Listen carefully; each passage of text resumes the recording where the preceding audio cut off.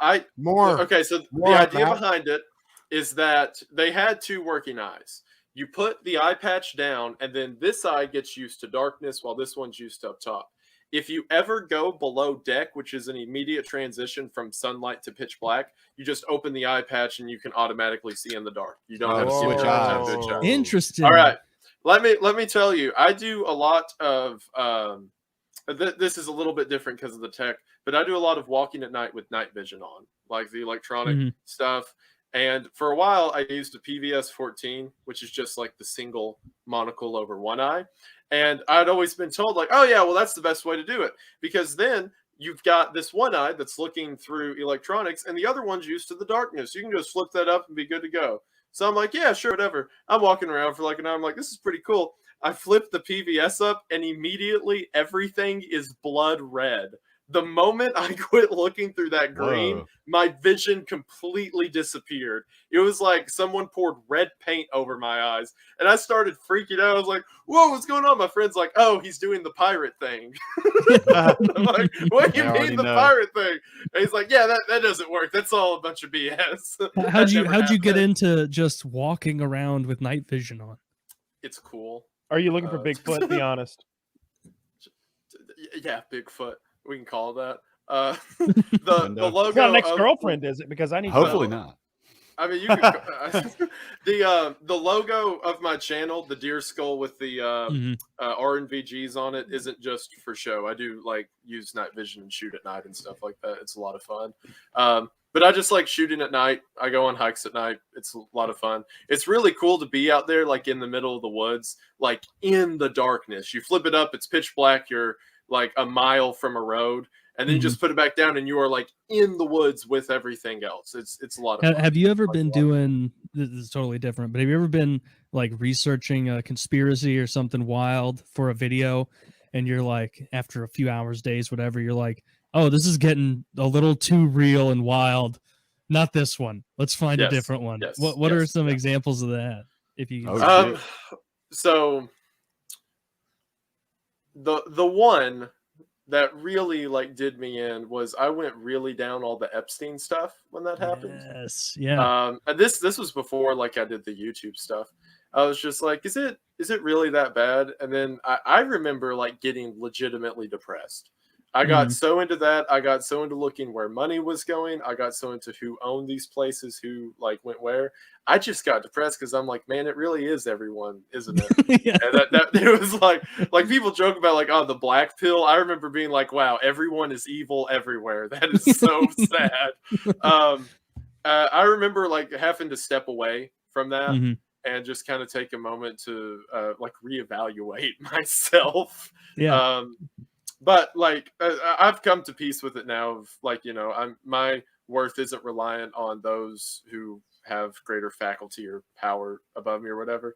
But man, I tell you what, that was sad. That would be the big one.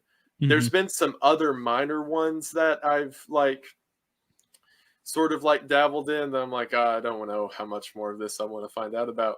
One of them was the Benghazi stuff. I got really into that more recently, like in the past year. And I remember researching that and being like, this is depressing. Yeah. Because it's not like I don't come up with the stuff like, aha, everyone who's in charge of us is evil people, whatever, and be like, I figured it out. It's just like, well, dang it. You're just selling it like it was. Yeah, pretty much like, man, whatever.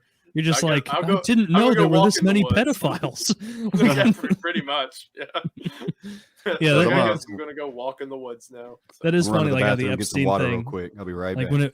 When it first came out, people were like, right, so there's just a bunch of pedophiles in positions of power all over the world. And then you look into it and it's like, wow, there are pedophiles in positions of power all over the world. I heard that was used to control each other. It was like that it was I mean you would probably have heard this at some point or something, but it was used as a means to control each other. Like you are in the circle of trust because we have all committed this heinous, disgusting act. And so it is used as a means of controlling each other and committing to the team because you're all disgusting people. Yeah. Yeah. Mutual blackmail. We had a similar it's like if we go down, you're coming with us. So you better do what we say.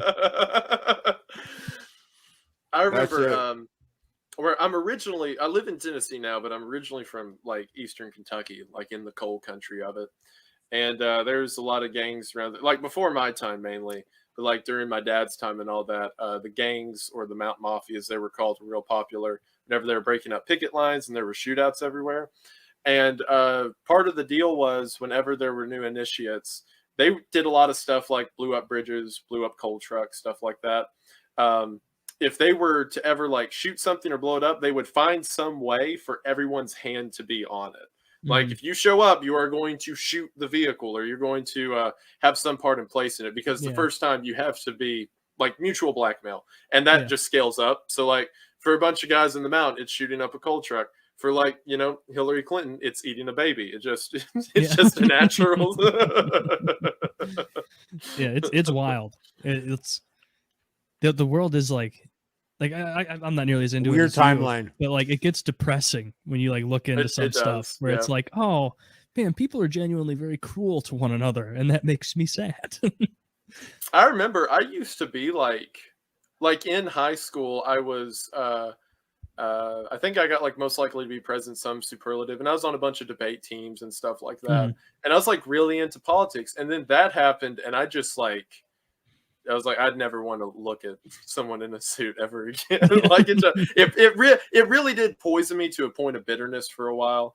Like I said, I'm better now. But yeah, you asked like what was the one that hit too deep? Yeah, yeah, That yeah. one really hit too deep. Yeah. It makes sense. That's a good answer. I was expecting something like that, like where you just get it's like you stare too long into the abyss and it begins to stare back into you.